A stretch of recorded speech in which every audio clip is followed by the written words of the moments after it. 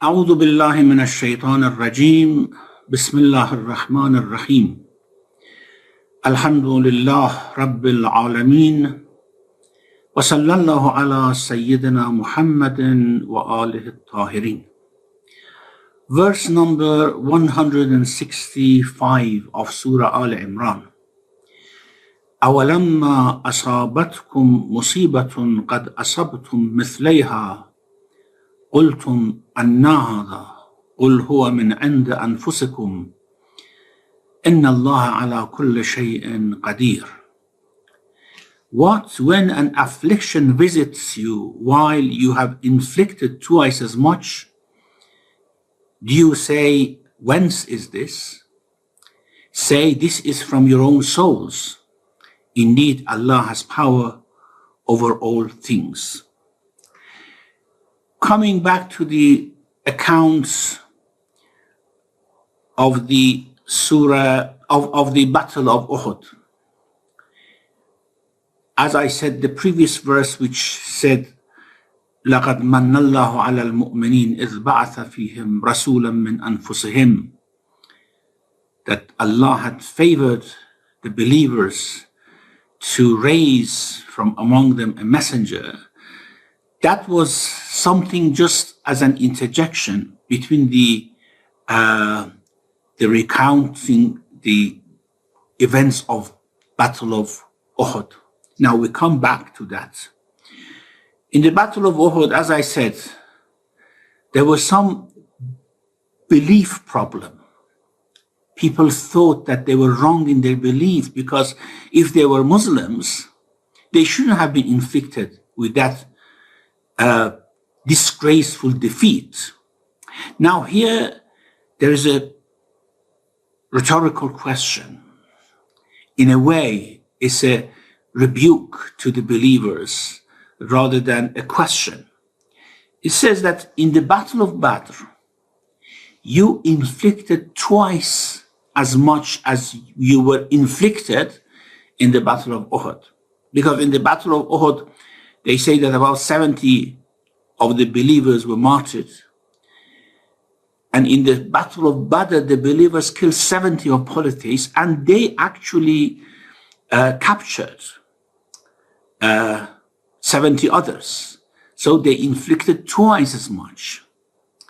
Now here the question is, in the Battle of Badr, you inflicted such a defeat to that great number, which outnumbered you by far greater number.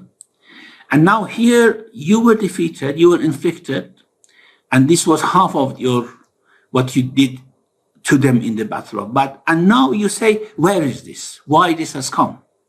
In fact, they were of the opinion that because we are Muslims, we should not be defeated at all. We have to just go on and add to the records of our victory. Now, here it explains that the calamity was small compared to what you inflicted upon them in the Battle of Badr. أَوَلَمَّا أَصَابَتْكُمْ مُصِيبَةٌ قَدْ أَصَبْتُمْ مِثْلَيْهَا. You inflicted twice as much on them. However, you ponder why you could do that in the Battle of Badr and not in the Battle of Uhud, while your numbers were very scarce in the Battle of Badr. Ponder on that. And now you have been inflicted. Now I tell you the answer. You say, whence is this? Where has this come from? Why are we inflicted with that? I tell you, قُلْ هُوَ مِنْ عِنْدَ أَنفُسِكُمْ. It is from yourself. It has come from your own doing, your own performance. Was it not the case that you disobeyed the Prophet? Was it not the case that you, when you saw that the Muslims were gathering the booties, you became greedy and you thought that we have to rush as well, while the Prophet had commanded you not to leave your place, and while your commander in charge on on the mount told you that you should not leave, but you left him and a couple of his companions alone and they were martyred. So now you say, where has this come from? قُلْ هُوَ مِنْ عِنْدَ أَنفُسِكُمْ. It is from your own doing. It is from your own soul. The greed that came, the inclination towards dunya rather than inclination towards akhirah. And of course, at the end of the verses, it says, إِنَّ اللَّهَ عَلَى كُلِّ شَيْءٍ قَدِيرٌ. Of course, Allah has power over everything. He could have, of course, supported you. He could have given victory to you. He could have supported you in the way he did in the Battle of Badr. But, of course, your souls, your thoughts, your hearts were different from the hearts of the companions of Badr, and that is what happened to you. In a sense, this is a hope giving as well. In future, do not worry. In future as well, if you behave like your behavior in the Battle of Badr, then of course you receive Allah's victory. إِنَّ اللَّهَ عَلَى كُلِّ شَيْءٍ قَدِيرٌ. And then a further explanation in verse 166. وَمَا أَصَابَكُمْ يَوْمَ الْتَقَى الْجَمْعَانِ فَبِإِذْنِ اللَّهِ وَلِيَعْلَمَ الْمُؤْمِنِينَ. And what befell you on the day when the two hosts met was by Allah's permission, so that he may ascertain the faithful. And then in the following verse, he says, وَلِيَعْلَمَ الَّذِينَ نَافَقُوا, and ascertain the hypocrites. Now, here, there are two things that we have to discuss. The first thing is that what happened to you was with Idhnillah. What is Idhnillah? Here it has been translated as with the permission of God, which is correct. Permission means Allah allowed it to happen due to the general rules of causes and consequences. In the Battle of Badr, your hearts, your faith caused the support of Allah to descend. But here it didn't. And therefore, it was with the permission of God. This is general rule. Your behavior determines how Allah would react. And therefore, bi'idhnillah may mean by Allah's permission. However, it shouldn't be misunderstood that permission means that Allah permitted the disbelievers, the mushrikeen, to kill the believers. Permitted in the sense that he actually had allowed them to do that. The commentators have actually discussed here what is the meaning of idhnillah here, because idhn has different meanings. One meaning of idhn is ilm. So in Tibyan, Shaykh At-Tusi says that here we can take two meanings. One is bi'ilmillah. So ما أصابكم يوم التقى الجمعان فبإذن الله means فبإذن الله. Allah knew that and allowed it to happen. Like for example, the other instances where idhn is used in place of ilm, right? For example, فَأْذَنُوا بِحَرْبٍ مِّنَ اللَّهِ. You should know that you are about the riba, those who take riba, usury, should know that you are in war with Allah. Or وَأَذَانٌ مِّنَ اللَّهِ وَرَسُولِهِ يَوْمَ الْحَجِّ الْأَكْبَرِ. That is release of information. That's the meaning of adhan. So one meaning is bi'ilmillah. Of course, Allah knew of it before it happened, and it was a consequence of what you did. And the other is, as we said, permission in the sense that Allah did not intervene.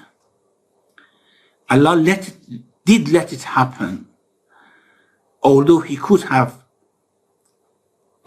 supported you the way he supported in the Battle of Badr.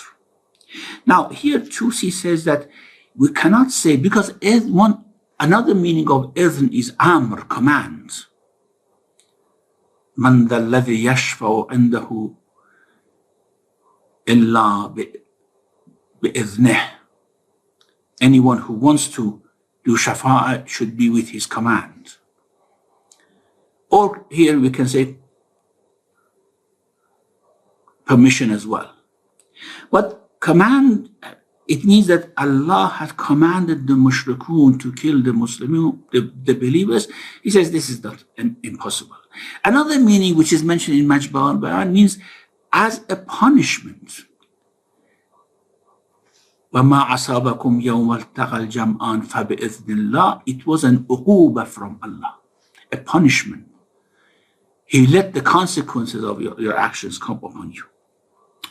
Anyhow, the meaning is clear. We know we don't want to go into these pedantic linguistic discussions. And it is according to the law that Allah has set in this world. Whatever you do depends on how you do it, how accurately you do it, how much power and preparation you have made for it. And one very important element in preparation was the sincerity of hearts, fighting for God. And that was a big preparation that they didn't have it.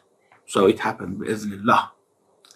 وَلِيَعْلَمَ اللَّهُ الْمُؤْمِنِينَ وَلِيَعْلَمَ الَّذِينَ نَافَقُوا. So that Allah knows.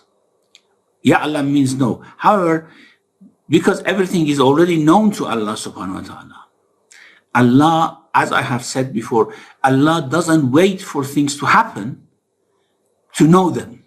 This is our situation. We have to wait for things to happen because we have time dimension. And the whole creation, Allah has given it a dimension of time. But for Allah, He is outside time.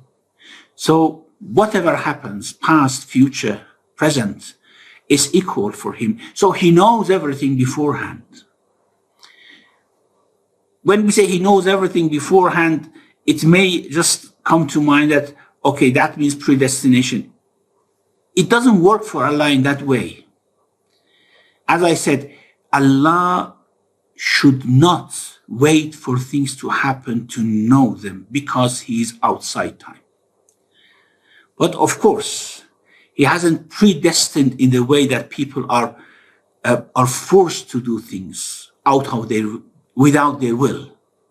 That is, of course, job which we do not believe in. So here, لَيَعْلَمَ means that it becomes known. What is already known to God becomes known to others. And that's why it has been translated as ascertain. Allah ascertains. That's who is a believer and who is a munafiq. Now, one of great advantages of the Battle of Badr for the believers, for mu'minun, was that three different groups were ascertained, were distinguished from each other. The first group were those believers who never wavered, never hesitated, never abandoned resistance, and stood with the Prophet to their last breath. Some of them were martyred, some of them lived. The second, and these were very few, as we know, we discussed it.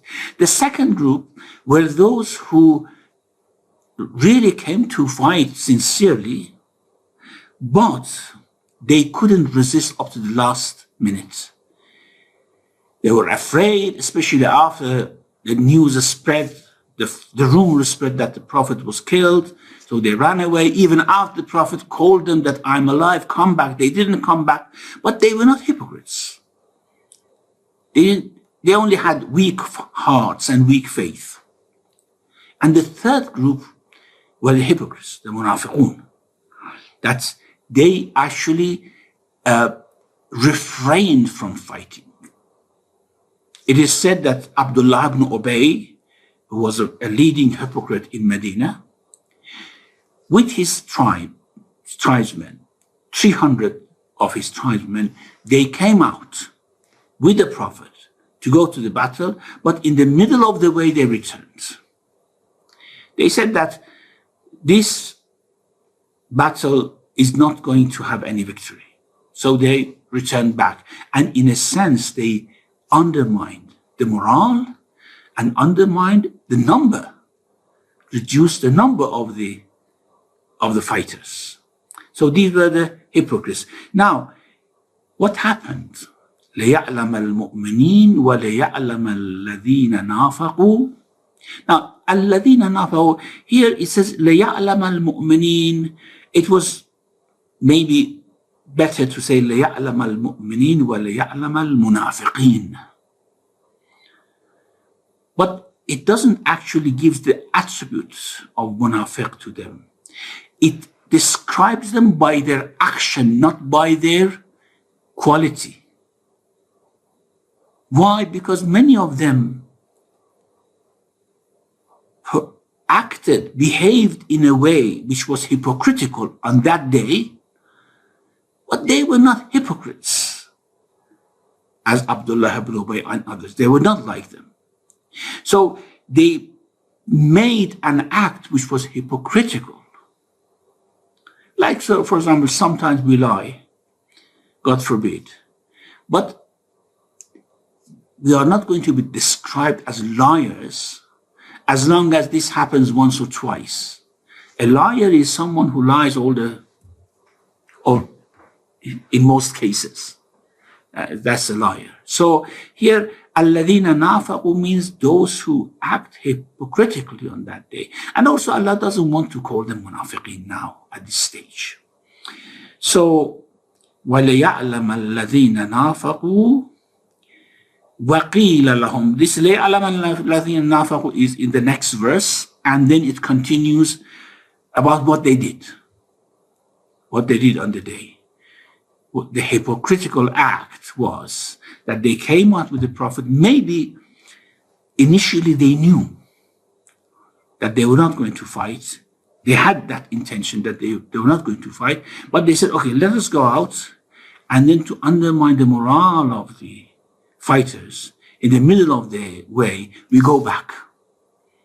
And that was, of course, more hurting than if they didn't come out initially. So verse 167 says, وَلِيَعْلَمَ الَّذِينَ نَافَقُوا وَقِيلَ لَهُمْ تَعَالَوْا قَاتِلُوا فِي سَبِيلِ اللَّهِ أَوْ ادْفَعُوا قَالُوا لَوْ نَعْلَمُ قِتَالًا لَاتَّبَعْنَاكُمْ هُمْ لِلْكُفْرِ يَوْمَئِذٍ أَقْرَبُ مِنْهُمْ لِلْإِيمَانِ يَقُولُونَ بِأَفْوَاهِهِمْ مَا لَيْسَ فِي قُلُوبِهِمْ وَاللَّهُ أَعْلَمُ بِمَا يَكْتُمُونَ. And ascertain the hypocrites. So in the previous verse, it is ascertain the believers and ascertain the hypocrites. Why this and ascertain the hypocrites did not come in the previous verse and was placed in this verse? Because, of course, here it wants to describe what the munafiqun did. And ascertain the hypocrites when they were told, come, fight in the way of Allah, or defend yourselves, defend your city, even if you do not believe in the Prophet, but you are a citizen of Medina, come and fight. They said, if we knew any fighting, surely we would have followed you. That day, they were nearer to unfaith than to faith. Hum lil kufri yawma idhin aqrabu minhum lil iman. They say with their mouths what is not in their hearts, and Allah knows best whatever they conceal. Now, it is said that Abdullah ibn Amr ibn Hazam al-Ansari, when he saw that the munafiqun, those who were with Abdullah ibn Ubay, they decided to go back. He admonished them. And so, قِيلَ لَهُمْ, someone told them, and that someone was Abdullah ibn Amr. However, some say that he was the Prophet who said this, asked them, demanded from them to go with them. But they said, قِيلَ لَهُمْ تَعَالَوْا قَاتِلُوا فِي سَبِيلِ اللَّهِ, come and fight fi sabilillah. And even if you do not believe in jihad, in sabilillah, fighting in the way of God, idfa'u. This is your city. This is your town. It's your life. It's your tribesmen. It's your family which are in danger.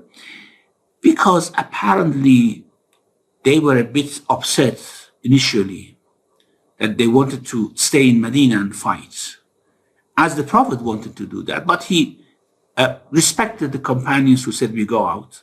And they made it as a pretext and said, no, we go back. We go back. Why they said this? Now, in about awitfa'u, as I said, means that just defend yourself, defend the city. In Majma'ul Bayan, he gives another meaning to idfa'u, and that is just come with us as walk on, to make our number look more. And then he says that we can actually deduce from this that to be with the army of Mujahideen, even if not fighting, it has great thawab. And the opposite we can also deduce, to be with the army of the kufr, zulm, just to make their number look more. Even if you are just a walk-on, if you do not fight, it is just like fighting against the truth. Just like in the Battle of Karbala. You know, there were many of those who were on the battle scene with the army of Umar ibn Sa'd. They were just walk-ons. They didn't fight. They didn't want to fight. But they made the number to look enormous. And that was, of course, great crime.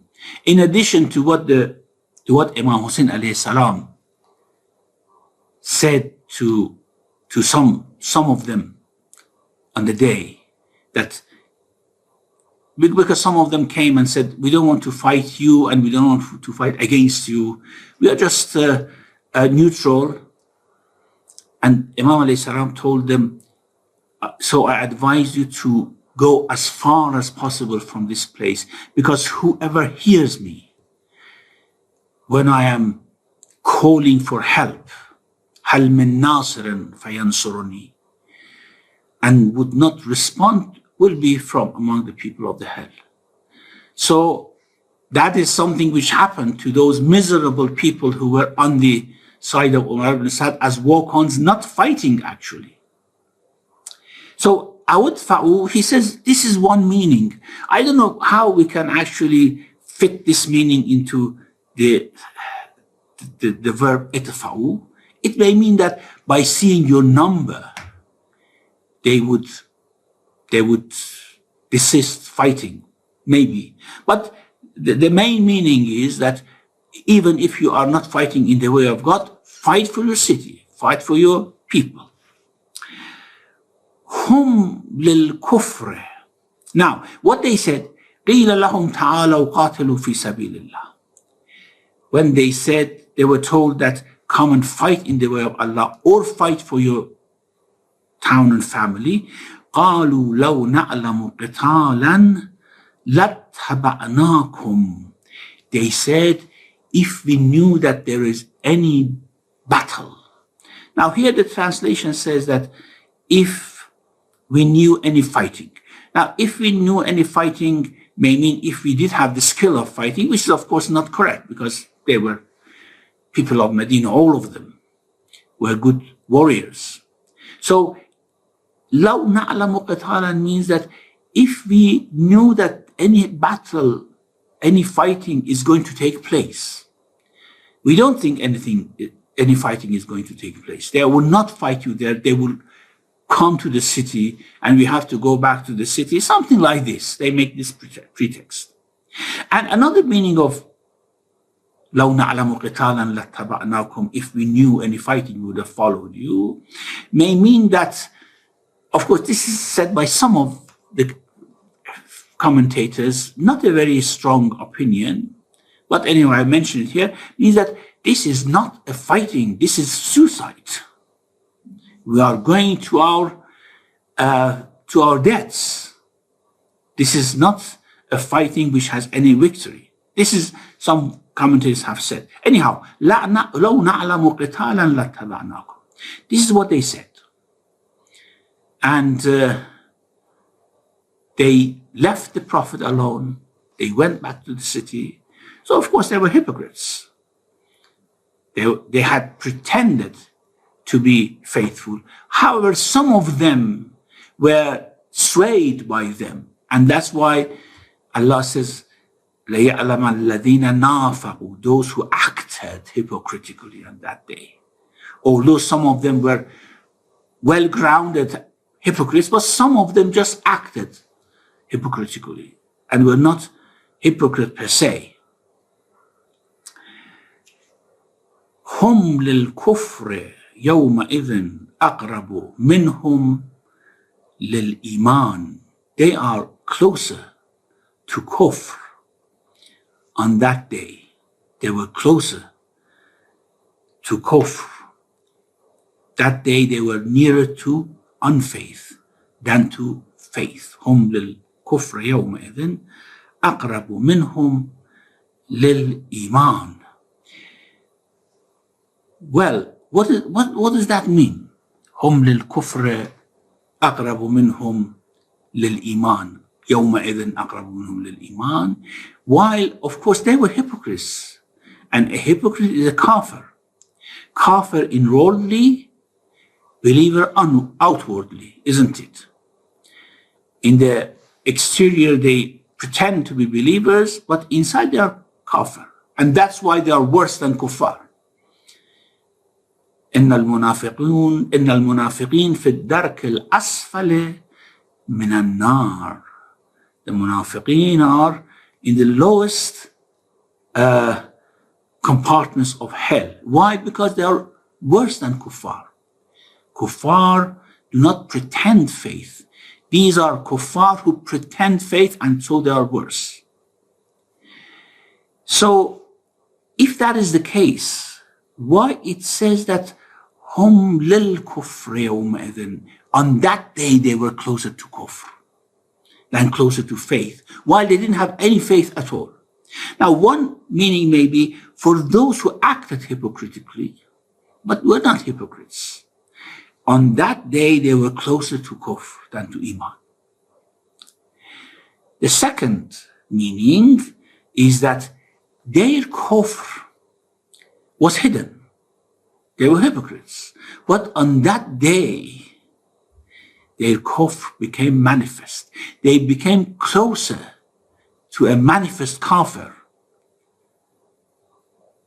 on that day than a hypocrite. هم للكفر يومئذ أقرب منهم للإيمان يقولون بأفواههم ما ليس في قلوبهم. They say with their tongues, with their mouths, they say with their mouths what is not in their heart. Of course, saying is always with mouth, not with something else. Not with they did not talk with gesture. However, here Allah wants to make a parallel between the faith which is on the mouth and the faith which is in the heart. The statement which is on the mouth in the mouth only, and the statement which is in the heart. So يَقُولُونَ بِأَفْوَاهِهِمْ مَا لَيْسَ فِي قُلُوبِهِمْ. What they said did not extend further into their heart. It was just on their tongues. And of course, what was the statement which they said with their mouths, which was not in their hearts? The statement which they made, لَوْ نَعْلَمُ قِتَالًا لَاتَّبَعْنَاكُمْ. If we knew any battle is going to take place, we would have followed you, but there is no battle. Anyhow, it's just toiling and troubling ourselves.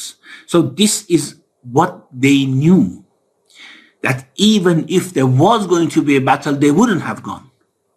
يقولون بأفواههم ما ليس في قلوبهم. They say with their mouths what is not in their hearts, and Allah knows best whatever they conceal. وَاللَّهُ أَعْلَمُ بِمَا يَكْتُمُونَ. ربنا لا تزغ قلوبنا بعد إذ هديتنا وهب لنا من لدنك رحمة إنك أنت الوهاب.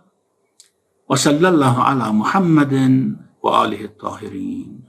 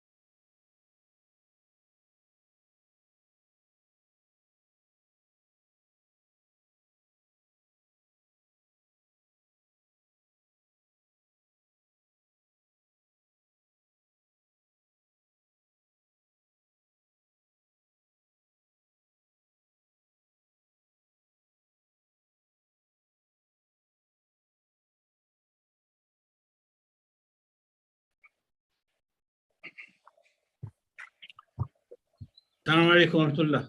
وعليكم السلام. وعليكم السلام ورحمة الله. How are you, Shaykh? Alhamdulillah. Everything well, inshallah? Alhamdulillah. Thank you, Shaykh, for the excellent presentation today. We have some time for Q&A, so if we have any questions, please either raise your hand in Zoom, or if you ask on the YouTube, we can also ask those questions. Do we have any questions? Yeah, Murtza uncle, if you want to start us off. السلام عليكم. عليكم السلام ورحمة الله. في سبيل الله أو ادفعوا. Does it carry the meaning of defend? And there is, I remember there is another verse, ادفعوا بالتي هي أحسن, repel. So the meaning in the two cases are different, actually, the meanings. Idfa'u there means repel, yes. Repel. And here as well means repel the enemy, isn't it? That's right. So when we say defend, it means defend by repelling the enemy. So even if you are not fighting in the way of God, just repel the enemy to defend yourself. Defend yourself, Hassan. Yeah, that's correct. Makes sense, yeah. Thank you. Any further questions?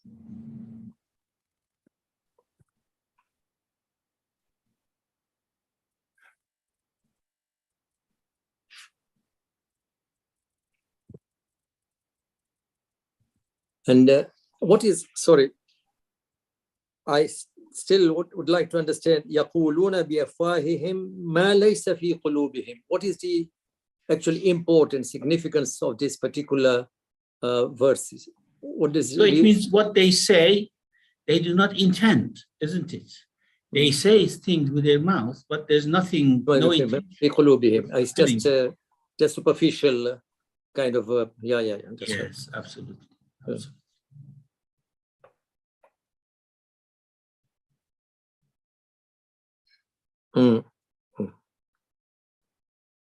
Looks like you've explained everything very clearly today. Yes. All Alhamdulillah. right, inshallah. Awesome. Actually, I am going for ziyarah tomorrow. Inshallah, I will be praying for all of you. So MashaAllah. I will not be here next week. Inshallah, we will continue the following week. Okay. Yeah. Best. Okay. Ziyarah Qabul, inshallah. Inshallah, Kabul. Remember us in your prayers, Shaykh. Thank you so much. Thank you. Asante. Thank you. Fi amanillah. Amen. Asante. في أمان الله. Wa alaikum. Asante.